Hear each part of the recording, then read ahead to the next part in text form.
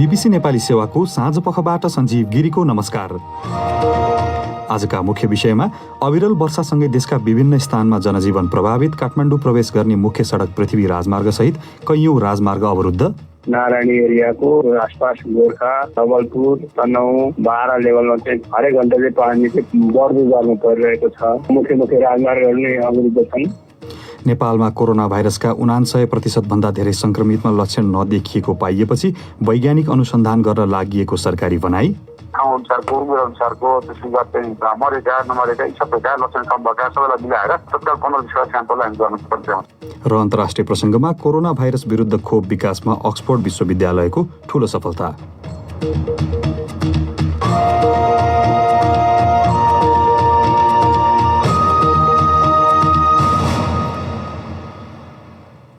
तर सुरुमा आजका प्रमुख विश्व समाचार।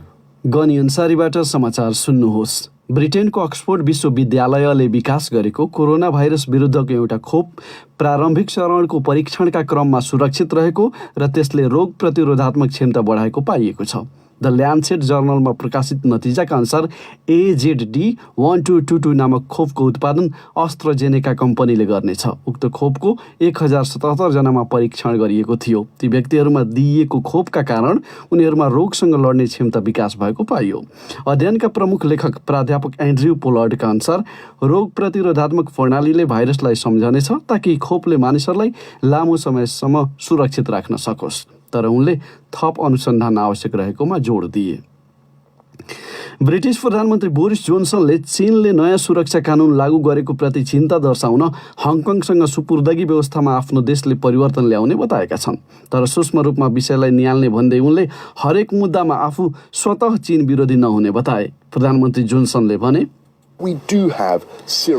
उइगर अल्पसङ्ख्यकप्रति गरिएको व्यवहारलाई लिएर हाम्रो गम्भीर चासो छ। हङकङमा जे भइरहेको छ त्यसप्रति पनि हाम्रो चिन्ता छ। ब्रिटिस प्रधानमन्त्री बोरिस जोन्सन। ब्रिटेनले सुपुर्दगी सन्धि निलम्बन गरिएको घोषणा आजै गर्दैछ। यसअघि चीनले आफ्नो आन्तरिक मामिलामा उसकै शब्दमा ब्रिटेनले क्रूर हस्तक्षेप गरेको आरोप लगाएको थियो। दुई मुलुकबीच पछिल्लो समय तनाव चुलिँदो छ। कोरोना भाइरस महामारी बीच फ्रान्सले अनिवार्य रूपमा मास्क लगाउनु पर्ने विषयमा नयाँ नियमहरू लागू गरेको छ, जसअनुसार पसल, रेस्टुराँ र ब्याङ्क लगायतमा भित्र बसे पनि मास्क लगाउनु पर्ने हुन्छ। उक्त नियम पालना नगर्ने व्यक्तिले $150 भन्दा बढी जरिवाना तिर्नुपर्ने हुन्छ। यसअघि सार्वजनिक यातायातका साधनभित्र अनिवार्य रूपमा मास्क लगाउनु पर्ने नियम लागू भइसकेको छ। बीबीसी संवाददाता ह्यू एस्कोफिल्ड भन्छन्, देशभरि समूहमा संक्रमण देखिन सक्छ भन्ने बारे सरकार चिन्तित देखिन्छ। यद्यपि अहिलेसम्म दोस्रो लहर नदेखिएको उसको भनाइ छ। अहिलेको गर्मीको समयमा मानिसहरूले सुरक्षाका उपाय अपनाउन छाडेकोमा पनि सरकारलाई चिन्ता छ। बीबीसी संवाददाता ह्यू एस्कोफिल्ड। तपाईँ बीबीसी नेपाली सेवाको साँझपख सुनिरहनु भएको छ। पाकिस्तानमा स्वास्थ्य कर्मीहरूले कोरोना भाइरसका कारण रोकिएको बालबालिकालाई पोलियो थोपा खुवाउने कार्यक्रम 4 महिनापछि पुनः सुरु गरेका छन्। मास्क र पन्चा लगाएका स्वास्थ्य कर्मीहरूले कराची सहरमा घर घर पुगेर बालबालिकालाई नछोइकन पोलियो थोपा खुवाएका छन्। पाकिस्तान र उसको छिमेकी देश अफगानिस्तान सहितका विश्वका केही मुलुकमा पोलियो अझै गम्भीर समस्याको रूपमा रहेको छ। नयाँ कार्यक्रम अन्तर्गत 5 वर्ष मुनिका 8 लाख पाकिस्तानी बालबालिकालाई पोलियो थोपा खुवाइनेछ। दैनिक संक्रमितको संख्या अहिलेसम्मकै धेरै पाइएपछि कोरोना भाइरस संक्रमण समुदाय स्तरमा फैलिएको स्वीकार्न भारतीय सरकारमाथि दबाव परिरहेको छ। विगत 24 घण्टामा 40,000 भन्दा बढी संक्रमित थपिएका छन्। महामारी नियन्त्रण गर्ने प्रयासमा थुप्रै शहरले पुनः लकडाउन गरेका छन्। विज्ञहरू भन्छन्, संक्रमितको संख्यामा व्यापक वृद्धि हुनु समुदाय स्तरमा फैलिसकेको सङ्केत हो र ग्रामीण क्षेत्रमा भाइरस फैलिनु अझ नराम्रो सङ्केत हो। भारतमा हालसम्म 11 लाख मानिसमा कोरोना भाइरस संक्रमण पुष्टि भएको छ भने करिब 27,000 जनाको मृत्यु भएको छ। र लोकप्रिय भिडियो सेयरिङ एप टिकटकले प्रयोगकर्ताहरूको व्यक्तिगत विवरणमा चिनिया कम्युनिस्ट पार्टीको पहुँच नरहेको स्पष्ट पारेको छ। सार्वजनिक नीति सम्बन्धी उक्त चिनिया कम्पनीका प्रमुख थियो बेरट्रामले टिकटक विरुद्ध लगाइएका आरोपहरू पूर्णतः गलत भएको बीबीसीलाई बताए। टिकटक चीनमा उपलब्ध नरहेको र त्यसका विवरण संयुक्त राज्य अमेरिकामा रहेको उनले जनाए। टिकटकको सबैभन्दा ठुलो बजार भारतले त्यसमाथि प्रतिबन्ध लगाइसकेको छ। यो बीबीसी नेपाली सेवा हो।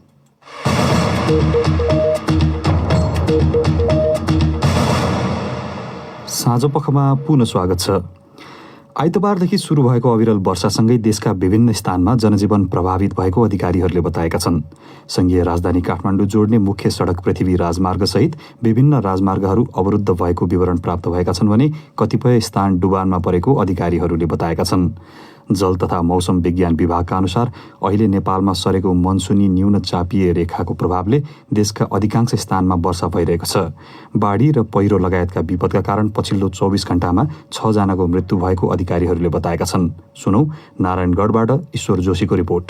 पुनः मनसुन सक्रिय भएपछि देशैभरका नदीले खतराको सङ्केत पार गरेको राष्ट्रिय आपतकालीन कार्य सञ्चालन केन्द्रका प्रमुख मुरारी अवस्थीले बताए। नारायणी एरियाको आसपास गोर्खा, नवलपुर, त्यस पछाडि तनहुँ, बारा लेभलमा चाहिँ पानी पर्ने गर्दा अत्यन्तै प्रति घण्टा चाहिँ हरेक घण्टा चाहिँ पानी चाहिँ बढ्दो दरमा परिरहेको छ।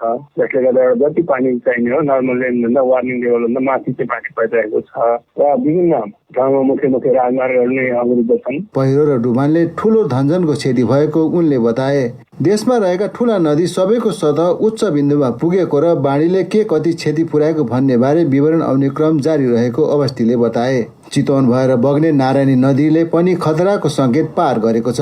नारायणी नदीले चितवन र नवलपरासीको केही स्थान प्रभावित भएको प्रमुख जिल्ला अधिकारी नारायण प्रसाद भट्टराईले बताए। मौवा खोला भन्ने ठाउँमा पुल जोखिममा परेको भत्कन लागेको भन्ने छ हाइवेको पुल र त्यहाँ चाहिँ दुईटा घरमा क्षति हुन लागेको हुनाले मान्छेले अन्यत्र स्थानान्तरण गरिएको छ। यो देवघाट क्षेत्रमा नारायणी नदीले खतराको तह पार गरिसकेका छ। पश्चिम चितवनमा त्यसको असर चाहिँ यता यो पानीको सतह बढेको असर पश्चिम चितवनमा देखिएको छ। त्यहाँ केही बस्तीहरू जोखिममा भएको कारणले 26 नम्बर वडाका केही बस्तीहरूलाई हामीले सुरक्षित स्थानमा सार्ने तयारी गर्दैछौँ। मोटामोटी 24 घण्टा थियो। रेस्क्यु टोलीहरू तयारी अवस्थामा छ। अविरल वर्षाले पृथ्वी राजमार्ग, नारायणगढ मुगलिन सडक र सिद्धार्थ राजमार्ग लगायतको विभिन्न राजमार्गहरू पहिरोले अवरुद्ध भएको जनाइएको छ। नदीहरूमा पानीको सतह बढ्ने क्रम जारी रहेकोले नदी आसपास जोखिमपूर्ण स्थानमा रहेकाहरूलाई सुरक्षित स्थानमा सार्ने काम भइरहेको अधिकारीहरूले बताएका छन्। ईश्वर जोशी, बीबीसी, नारायणगढ। यसैबीच केही बेर अघि एउटा सूचना जारी गर्दै चीनको खासा क्षेत्रमा रहेको केरुङ छो पोखरीमा अविरल वर्षाका कारण पानी भरिन गई पोखरी फुट्न सक्ने सम्भावना रहेको र न्यालम क्षेत्रमा अत्याधिक वर्षा भइरहेको चीनिया अधिकारीहरूले जनाएको जिल्ला प्रशासन कार्यालय सिन्धुपाल्चोकले बताएको छ। उक्त पोखरी फुटे भोटेकोशी नदीमा आकस्मिक रूपमा पानीको बहाव अत्याधिक बढ्ने हुँदा नदी किनारमा रहेका भोटेकोशी गाउँपालिका, 12 विषय नगरपालिका लगायतका क्षेत्रमा सतर्कता अपनाउन अनुरोध गरिएको छ। अर्को विषय, विगत 24 घण्टामा नेपालका विभिन्न जिल्लामा थप 186 व्यक्तिमा कोरोना भाइरस संक्रमण पुष्टि भएको छ। यो वृद्धिसँगै देशभरि पुष्टि भएका संक्रमितको कुल संख्या 17,844 पुगेको छ। तीमध्ये 11,868 जना संक्रमितहरू भाइरस मुक्त भएर घर फर्किएको र 40 जनाको मृत्यु भएको स्वास्थ्य तथा जनसङ्ख्या मन्त्रालयको तथ्याङ्कले देखाउँछ।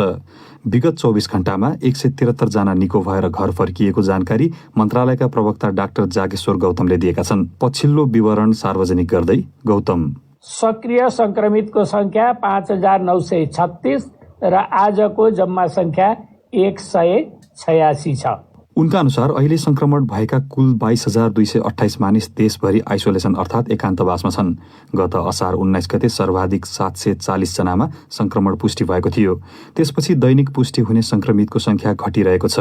भारतबाट घर फर्किने मानिसको संख्या घटेकाले क्वारेन्टिनमा चाप घटेको र परीक्षणको संख्या स्वतः कम हुँदा संक्रमित व्यक्ति फेला पर्ने क्रम पनि घटेको सरकारी भनाइ छ। यसैबीच अविरल वर्षाका कारण विभिन्न रोगको जोखिम हुने बताउँदै सचेत हुन जरुरी रहेको स्वास्थ्य मन्त्रालयले जनाएको छ। वर्षायामका कारण गाउँघरमा सानो ठाउँमा धेरैजना बस्नुपर्ने हुँदा कोरोना भाइरसको संक्रमण हुने खतरा समेत बढ्ने हुँदा मन्त्रालयले जारी गरेको जनस्वास्थ्यका मापदण्डलाई ख्याल गरेर खोजी एवं उद्धार गर्न र सुरक्षित रहन अनुरोध गरिएको छ। फेरि पनि गौतम, विगत केही दिनदेखि देशभर अविरल वर्षा भइरहेको छ। बाढी पहिरोले सडक अवरुद्ध हुनुका साथै ठूलो जनधनको क्षति समेत भएको छ। यस्तो अवस्थामा पानी प्रदूषण हुन गई झाडा पखाला, आउँ, हेपाटाइटिस, टाइफाइड, आँखा पाक्ने, रुगाखोकी जस्ता सरुवा रोगहरू लाग्ने सम्भावना हुन्छ भने बाढी, पहिरो, सडक दुर्घटना आदि कारणले चोटपटक जन्य समस्याहरू पनि हुन सक्छन्। यता कोरोनाको जोखिम पनि छँदैछ। यसमा पनि सचेत एवं सजग हुन जरुरी छ। नेपालमा सबै 77 जिल्लामा कोरोना भाइरस संक्रमण फैलिएको भए पनि अहिले 7 जिल्लामा संक्रमितहरूको संख्या 0 छ। ती जिल्लाहरू भोजपुर, पाँचथर, धनकुटा, सङ्खुवासभा, रसुवा, मनाङ र मुस्ताङ रहेको मन्त्रालयले जनाएको छ।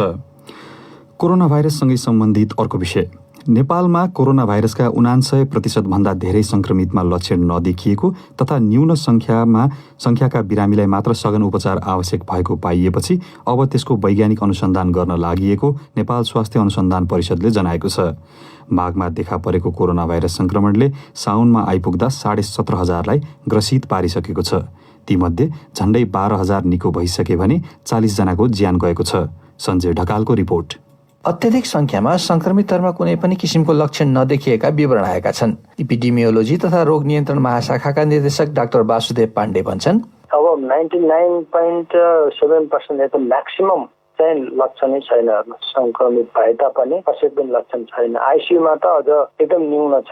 आइसियुमा त कोही ज्वरो आएकोलाई पनि कहिले अलि साह्रो भयो, अक्सिजन दिनु परेकोलाई राख्ने हो, तर भेन्टिलेटरमा राखेर उपचार गरेको व्यक्ति अहिले मलाई जानकारी भए अनुसार छैन। कोरोना भाइरस संक्रमणका धेरै घटना बिहोरेका सुदूरपश्चिम प्रदेश तथा प्रदेश 5 का चिकित्सकहरूको अनुभव पनि उस्तै छ। सुदूरपश्चिमको सेती प्रादेशिक अस्पतालको कोभिड-19 उपचार विभागका प्रमुख डाक्टर शेरबहादुर कुँवर, एकजनालाई मात्रै हामीले आइसियुमा राख्न पर्यो र आइसियुमा राखेर पनि हामीले भेन्टिलेटरमा राखेर उपचार गर्दाखेरि नि उहाँलाई चाहिँ बचाउन सकिएन। सुदूरपश्चिममा दुबईबाट आउनुभएको पहिलो केसमा चाहिँ सामान्य रुगा खोकी र अनि घाँटी दुख्ने ज्वरो आउने 1-2 दिनको लक्षण मात्रै थियो। त्यसपछिको बिरामीहरूमा चाहिँ अब खासै लक्षणहरू देखिएको छैन। प्रदेश 5 को प्रादेशिक अस्पतालका कोरोना भाइरस उपचार केन्द्रका डाक्टर सुदर्शन थापाका अनुसार त्यहाँ पनि भेन्टिलेटरमा एकजनालाई मात्र राख्नु परेको थियो र उनको स्वास्थ्यमा पछि सुधार आएको थियो। लक्षण नदेखिनुका फाइदाका साथै बेफाइदा पनि हुन्छन्, किनभने लक्षण नदेखिएका मानिस सामान्य आवत-जावत गरिरहेका हुन सक्छन् र नजानिदो तवरले जोखिममा परेका समूहलाई संक्रमण सारिरहेका हुन सक्छन्। त्यसको परिणाम पनि अस्पतालमा बढेको भिड या मृत्युदरमा आएको अस्वाभाविक परिवर्तनमा देखिनुपर्छ, तर त्यसो नभएको अधिकारीहरू बताउँछन्। फेरि डाक्टर वासुदेव पाण्डे, हामीसँग अर्को अर्ली वार्निङ रिपोर्टिङ सिस्टम भन्ने छ। त्यो रिपोर्टिङ सिस्टमबाट पनि त्यसमा चाहिँ सारी अथवा सिभियर एक्युट रेस्पिरेटरी इन्फेक्सनको के हामीले हेर्दाखेरिमा हामीले चाहिँ गएको वर्ष यो वर्षको एनालाइसिस गरेर हेर्दा निमोनियाका बिरामीहरू कम छन्। हाल नेपालमा कोरोना भाइरस संक्रमित मध्येको मृत्युदर 0.2% रहेको छ। प्रति 10 लाख जनसङ्ख्यामा नेपालमा 1.4 को मृत्यु भएको छ। यो संख्या भारतमा 19 छ भने बङ्गलादेशमा 16 अनि श्रीलङ्कामा 0.5 रहेको छ। कुनै पनि स्थानमा संक्रमण फैलन 3वटा विषय मुख्य जिम्मेवार ठानिन्छन्। तिनमा एजेन्ट वा संक्रमणको कारक तत्व वा अहिलेको सन्दर्भमा भाइरस र हस्ट वा संक्रमित हुने शरीर र वातावरण पर्छन्।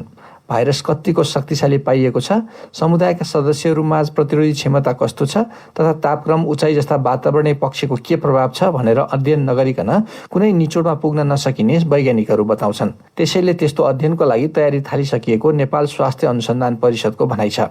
परिषदका सदस्य सचिव डाक्टर प्रदीप गेवाली, एउटा जिन सिक्वेन्सिङ दोस्रोबाट ब्लडबाट इम्युनोलोजिकल त्यसपछि अर्को हजुरको क्लिनिकल स्ट्याटस त्यो कोरिलेसन हुन्छ कि त्यसमा हामीले ठाउँ अनुसारको उमेर अनुसारको त्यसपछि चाहिँ मरेका नमरेका यी सबैका लक्षण कम भएका सबैलाई मिलाएर तत्काल 15-20 स्याम्पललाई हामी गर्नुपर्छ। यो अध्ययनमा 3वटा मुख्य पक्ष सामेल रहेको उनले बताए। पहिलो, क्लिनिकल परीक्षणमा कति बिरामी भए, कस्ता लक्षण देखिए, गम्भीर बिरामीहरू कस्ता थिए, कति समय अस्पताल भर्ना हुनु पर्यो, मृत्यु दर कस्तो रह्यो अनि उमेर तथा स्थान सबै हेरिने बताइएको छ। दोस्रो, थ्रोट स्वाबबाट निकालिएका भाइरसको जिन सिक्वेन्सिङ वा आनुवंशिक परीक्षण गरिने र तेस्रो, समुदायका मानिसहरूको प्रतिरोधी क्षमता जाँचिने बताइएको छ। उक्त अध्ययन देशभित्रै काठमाडौँ विश्वविद्यालय लगायत अन्य विज्ञ संस्था तथा व्यक्तिहरूको सहभागितामा गरिने बताइएको छ। सञ्जय ढकाल, BBC, काठमाडौँ। अब पालो श्रोता प्रतिक्रियाको। प्रस्तुत गर्दैछन् साथीहरू सृजना श्रेष्ठ र गनी अन्सारी। अहिलेको अविरल वर्षाले देशका विभिन्न स्थानमा नदीको सतह बढेका, बस्तीहरू डुबानमा परेका र बाढी पहिरोको जोखिम बढेका विवरण आएका छन्। कोरोना भाइरससँग जुझिरहेका स्थानीय तहहरूले अर्को विपदको पनि सामना गर्न के कस्तो तयारी गर्नुपर्छ, सङ्घीय सरकार र निकायहरूले कस्तो सहयोग गर्नुपर्छ भनेर सामाजिक सञ्जाल फेसबुक र ट्विटरमा आज हामीले सोधेका थियौँ। प्राप्त जवाफमध्ये केहीलाई हामीले यहाँ समेटेका छौँ। विशाल गिरी लेख्छन्, सर्वप्रथम त बाढी तथा पहिरोको जोखिममा रहेका मानिसहरूलाई सुरक्षित स्थानमा सार्नुपर्छ र दीर्घकालीन रूपमा त्यस्ता ठाउँमा घर निर्माण कार्यलाई रोक्न आवश्यक छ। एक द्वार प्रणाली मार्फत राहत वितरण तथा सुरक्षात्मक उपायहरू अपनाउनु पर्ने देखिन्छ। प्रिन्स नारायणले लेखेका छन्, नेपालमा मनपरी तन्त्र छ, डोजरले जताततै खन्ने, खोस्रने, बाटो बनाउने नाममा बोट बिरुवा तथा जङ्गल फडानी गर्ने भइरहन्छ। सङ्घीय सरकार तथा स्थानीय सरकारहरूबीच कुनै समन्वय नै छैन। रुख बिरुवा रोप्ने भन्दा फडानी गर्ने र पैसा कमाउने होडबाजी चलेको देखिन्छ। प्रत्येक घरमा कम्तीमा 20-30वटा बिरुवा हुनै पर्ने नियम बनाउने तथा वन फडानी गर्ने लगायतलाई कडा कारबाही गर्ने नियम बनाउनु पर्ने देखिन्छ। भानु न्यौपानेले लेखेका छन्, बाढी पहिरोको उच्च जोखिममा रहेका स्थानका बासिन्दालाई तत्कालै सुरक्षित स्थानमा लैजाने र सम्भावित क्षेत्रका मानिस स्वयं पनि सचेत भएर सुरक्षित स्थानमा बस्नु पर्यो ताकि पछि पछुताउन नपरोस्। अजमत खानको सुझाव छ, यो बर्खाको मौसममा मात्रै होइन, सधैँका लागि विकल्प खोज्नुपर्छ। ध्रुव काफले लेख्छन्, देशभरि नदीजन्य वस्तुको उत्खननमाथि र ओडाध्यक्ष तथा डोजर चालक इन्जिनियर भई डाँडाहरूमा बाटो निर्माण गर्ने कार्यमाथि पूर्णतः प्रतिबन्ध लगाइनुपर्छ। कृत्रिम साक्यको सुझाव छ, मानिसहरूलाई छिटै सुरक्षित स्थानतर्फ लैजाने, बाढी तथा पहिरो सम्बन्धी जनचेतनामूलक कार्यक्रम रेडियो मार्फत प्रसारण गर्ने, अति प्रभावित क्षेत्रमा सेनाले हवाई उद्धार गर्ने, मौसमको जानकारी लिएर मात्र बाहिर जाने, स्थानीय तह, प्रादेशिक र सङ्घीय सरकार एकजुट भएर समस्याको समाधान गर्ने। राजेन्द्र राणा भाटको तर्क छ, सरकारले केही गर्थ्यो भने हरेक साल दोहोरिने यस्ता घटना अलिक कम हुन्थे। विपत्तिपछि मात्रै तात्ने कार्यले अस्थायी समाधान त देला तर स्थायी हुँदैन। त्यसैले सम्भावित जोखिमयुक्त क्षेत्रका बासिन्दाहरू स्वयं चनाखो र सतर्क हुनुपर्छ। अब केही अन्तर्राष्ट्रिय विषय। चीनसँगको बढ्दो तनाव बीच युकेका प्रधानमन्त्री बोरिस जोन्सनले हङकङसँग सुपुर्दगी सम्बन्धी व्यवस्थामा परिवर्तन ल्याइने बताएका छन्। चीनले कडा दण्डको व्यवस्था रहेको विवादास्पद राष्ट्रिय सुरक्षा कानुन हङकङमा लागू गरेपछि युकेको तर्फबाट पछिल्लो कुरा आएको हो। हङकङ पहिला ब्रिटेनको उपनिवेश थियो। बीबीसी विवरणहरूमा आधारित रिपोर्ट प्रस्तुत गर्दैछन् गनी अन्सारी। चीनले राष्ट्रिय सुरक्षा कानुन हङकङमा लागू गरेपछि त्यसको जवाफमा युकेले त्यहाँका 30 लाख मानिसलाई आवासको अधिकार दिने प्रस्ताव गरिसकेको छ। चीनले आफ्नो आन्तरिक मामिलामा उसकै शब्दमा युकेले क्रूर हस्तक्षेप गरेको आरोप लगाएको छ। युकेका विदेश मन्त्री डोमिनिक राबले हङकङसँगको सुपुर्दगी सन्धि निलम्बन गर्ने कुरा संसद मार्फत जानकारी गराउँदैछन्। बेजिङले अन्तर्राष्ट्रिय कानुनको रक्षा गर्न प्रतिबद्ध रहेकोमा जोड दिएको छ र सुपुर्दगी सन्धिबाट युके अलग भएमा उसकै शब्दमा कडा जवाफ दिने चेतावनी दिएको छ। 30 वर्षदेखि अभ्यासमा रहेको सुपुर्दगी सन्धि अनुसार अब पनि संदिग्ध अपराधीलाई हङकङको जिम्मा लगाइएमा त्यहाँबाट चीन पठाइन सकिने युकेको आशंका छ। युके बाहेक अन्य 19 देशसँग पनि हङकङले सुपुर्दगी सन्धि गरेको छ। चीनले नयाँ कानुन लागू गरेपछि क्यानाडा र अस्ट्रेलियाले हङकङसँगको सन्धि निलम्बन गरिसकेका छन्। युकेका प्रधानमन्त्री जोन्सनले नयाँ कानुनबारे आफ्नो देशको चिन्ता रहेको भन्दै लोकतान्त्रिक प्रक्रियामा सहभागी हुन पाउने हङकङका मानिसहरूको अधिकारको विषयमा सोच्न आवश्यक रहेको बताए। उनले अगाडि भने, हामीले सूक्ष्म रूपमा यसलाई हेर्नुपर्ने हुन्छ। केही कुरामा हामी कडा हुनेछौँ भने केही विषयमा हामीले संवादलाई निरन्तरता दिनेछौँ। युकेले सन् 1997मा चीनलाई हङकङ हस्तान्तरण गरेको थियो। सहमति अनुसार चीनमा नभएका केही स्वतन्त्रता हङकङवासीले पाउने कुरा भयो। तर पछिल्ला महिनामा दुई देशबीच राजनीतिक तथा आर्थिक तनाव बढेको छ। गनी अन्सारी। चीनमा कोरोना भाइरस संक्रमण फैलिनबाट रोक्ने प्रयास अन्तर्गत बन्द रहेका सिनेमाघरहरू फेरि खुला गर्न लागि छ। चिनिया चलचित्र प्रशासनले सोमबारदेखि कम जोखिम भएका स्थानहरूमा सिनेमाघर खोल्न सकिने बताएको छ। बीबीसी विवरणमा आधारित रिपोर्ट सुनौ सृजना श्रेष्ठबाट। चीनका अधिकांश स्थानलाई कम जोखिम भएका क्षेत्रका रूपमा वर्गीकरण गरिएका कारण यो नयाँ निर्णयको अर्थ देशभरिका लगभग सबै सिनेमाघर खुल्ने अनुमान छ। जनवरीमा सुरु भएको लकडाउनले चीनका सिनेमाघरहरू नराम्ररी प्रभावित भएका र केही स्थायी रूपमा बन्द भइसकेका छन्। खुल्ने सिनेमाघरहरूले कुल क्षमताको 30% मात्रै दर्शक राख्नुपर्ने र पहिले देखाउने गरेको भन्दा आधा सङ्ख्यामा मात्रै चलचित्र देखाउन पाइने कडा नियम पालना गर्नुपर्नेछ। दर्शकहरूको शरीरको तापक्रम नापिनेछ र दर्शक र सिनेमाघरका कर्मचारी सबैले जुनसुकै बेला पनि अनिवार्य रूपमा मास्क लगाउनु पर्नेछ। चलचित्रको टिकट अनलाइन किन्नुपर्नेछ र फरक समूहका दर्शकहरू कम्तीमा 1 मिटर दूरी कायम गरेर बस्नुपर्ने नियमहरू लगाइएको छ। नयाँ सुरक्षा नियमहरूमा सिनेमाघरमा खानेकुरा र पेय पदार्थ बेच्न नपाइने पनि रहेको छ। पछिल्लो कोरोना भाइरस संक्रमणको पहिलो केन्द्रबिन्दु रहेको चीन चलचित्रको लागि विश्वको दोस्रो ठूलो बजार हो। सन् 2019मा त्यहाँ चलचित्रको बजार 9 अर्ब डलर भन्दा बढी रहेको थियो। तर यो वर्ष धेरै चिनिया र अंग्रेजी चलचित्रहरूको प्रदर्शन रद्द भएकाले त्यो बजार नराम्ररी खस्किने अपेक्षा गरिएको छ। जुलाई महिनाको सुरुमा चीनको सबैभन्दा धेरै सिनेमा घरहरूको स्वामित्व रहेको कम्पनी वान्डा फिल्मले यो वर्षको 6 महिना घाटा हुने जनाएको थियो। चीनभरि 600 भन्दा बढी सिनेमा घरहरू रहेको सो कम्पनीले 1.6 अर्ब युवान घाटा बेहोर्नुपर्ने अनुमान गरेको जनाएको छ। सृजना श्रेष्ठ फेरि नेपाल। लकडाउनको अवधिमा बालविवाहका घटनामा वृद्धि भएको र त्यसलाई नियन्त्रण गर्न काम गरिरहेका अधिकारीहरूले बताएका छन्। पश्चिम नेपालको बाँके जिल्लामा मात्र यो अवधिमा 50 भन्दा बढी बालविवाह भएको बालविवाह विरुद्धका अभियानकर्ताहरूले बताएका छन्। आफूले जानकारी पाएका बालविवाहमा हस्तक्षेप गरेको तर समयमै सूचना नपाउँदा कतिपय घटना रोक्न नसकिएको अधिकारीहरू बताउँछन्। नेपालगञ्जबाट बिमला चौधरीको रिपोर्ट।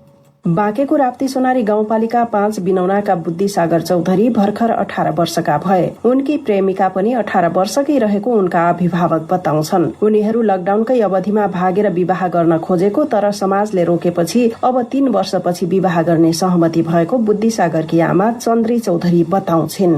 मन पराएको हो दुवै परिवारको 2-3 वर्षपछि अब उमेर पनि पुग्छ। बुहारी आउने जाने हुन्छ, 1-2 दिन यसो घुमघाम गरेर फेरि गइहाल्छ। बुद्धिसागरले पनि प्रेमिकाको परिवारको आग्रहमा 3 वर्षपछि विवाह सारिएको बताउँछन्। माइतीकोले पनि त्यही भनेको छन्, अहिले नगर अब 3 साल पछि त अब गयो त्यति बेलासम्म अब लक पर्यो, त्यो चाहिँ पर्दैछ अहिले। बन्दाबन्दीका बेला राप्ती सोनारीमा बुद्धिसागरको विवाह रोकिए पनि सोही पालिकाका अन्य 20 जनाले बाल विवाह गरिसकेको बताइएको छ। अन्य पालिकामा पनि यस अवधिमा 6-7 वटाका दरले बाल विवाह भएको बाल विवाह विरुद्धको अभियानमा काम गरिरहेका संस्थाहरूको भनाइ छ। लकडाउनमा बाल विवाह वृद्धि हुनुको कारण बारे स्याक नेपालका जगदीश थापा भन्छन्। सोशल मिडियाको अलिक बढी दुरुपयोग भयो कि जसरी देखभेटै हुन पाएन अथवा लप पर्यो, त्यसपछि अनलाइन मेसेजको थ्रुबाट अब के गरौँ भन्ने चाहिँ किशोर किशोरीहरूमै हो कि अब हामी विवाह गर्नुपर्छ भन्ने तरिकाको एउटा मनोभावना जागृत भयो। बन्दाबन्दीको समयमा घरबाट निस्कन नपाउँदा समाजमा थुप्रै बाल विवाह भए पनि सूचना पाउन नसकेको बताउँछिन् जिल्ला बाल क्लब सञ्जाल बाँकेकी अध्यक्ष मेनुका रावत। त्यति बेला चाहिँ लगनको बेला अथवा भागी विवाह पनि सबैले गरिराख्नु भएको थियो। 2-4 जनाको जानकारी पायौँ भने पनि उहाँहरूको विवाह रोक्न एकदमै गाह्रो, किनकि हामीलाई घरदेखि निस्किन पनि गाह्रो। गत आर्थिक वर्ष 2076-77 मा बाँकेमा 59 वटा बाल विवाह भएको र लकडाउनको अवधिमा 6 वटा बाल विवाह मण्डपबाटै रोकेको जिल्ला प्रहरी कार्यालय बाँकेले जनाएको छ। बाल विवाह गर्ने गराउन खोज्नेलाई कानूनी दायरामा ल्याउने गरिएको प्रहरी कार्यालय बाँके महिला तथा बाल बालिका सेवा केन्द्रमा कार्यरत प्रहरी सहायक निरीक्षक श्याम कुमारी पाइजाको भनाइ छ।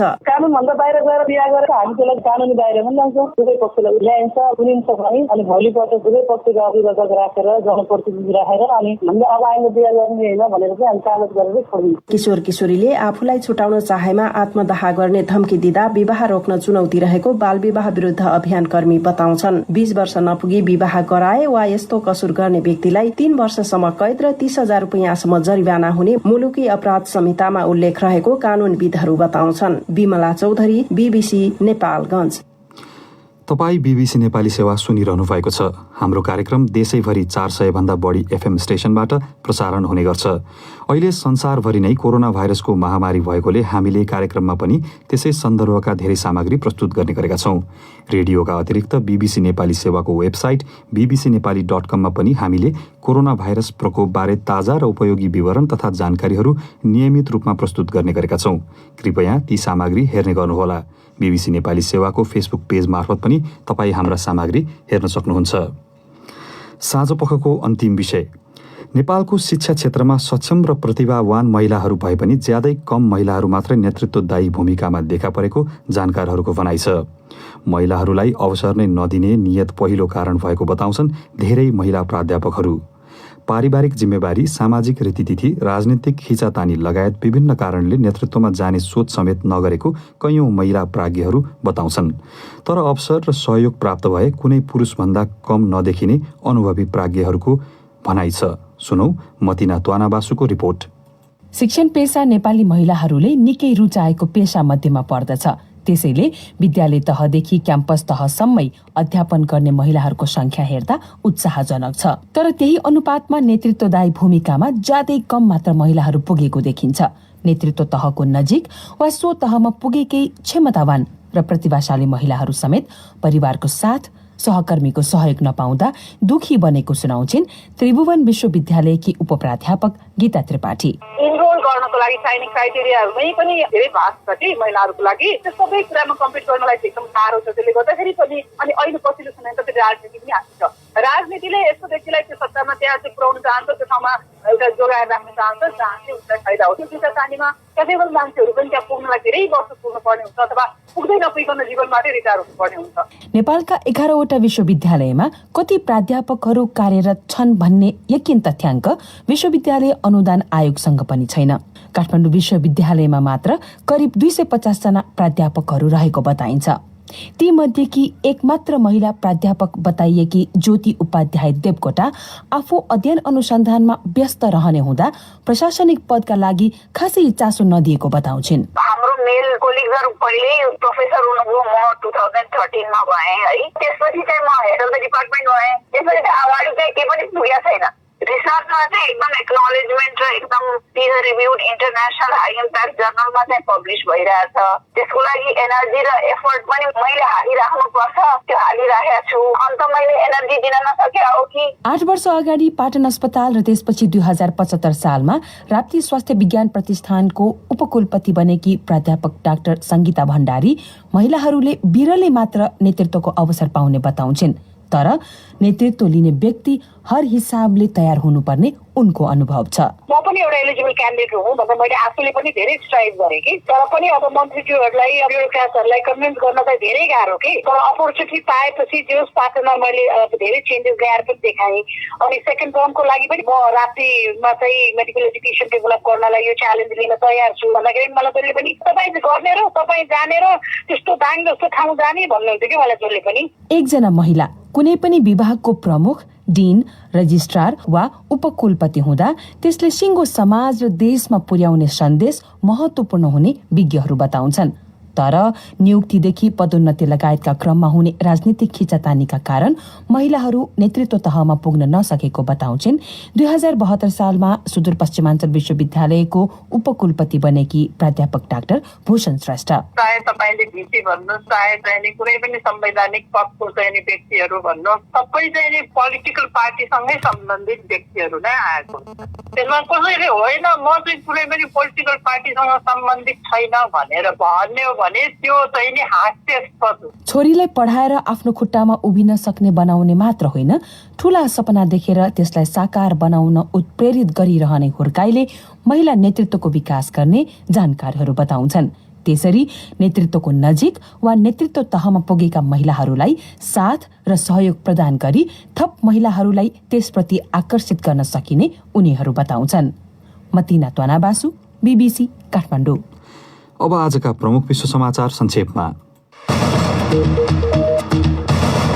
ब्रिटेनको अक्सफोर्ड विश्वविद्यालयले विकास गरेको कोरोना भाइरस विरुद्धको एउटा खोप प्रारम्भिक चरणको परीक्षणका क्रममा सुरक्षित रहेको र त्यसले रोग प्रतिरोधात्मक क्षमता बढाएको पाइएको छ।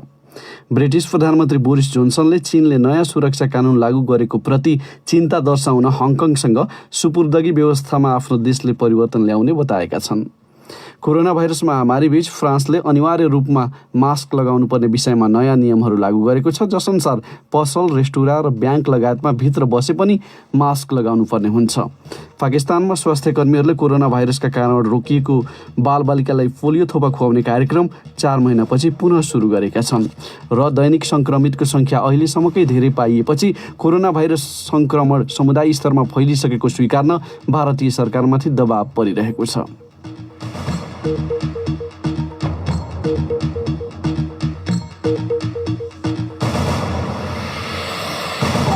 हवस् त BBC नेपाली सेवाको साँझ पख यही समाप्त हुन्छ। हामीलाई भने सोमबार बिहान 7:15 बजेसम्मका लागि बिदा दिनुहोस्। नमस्कार।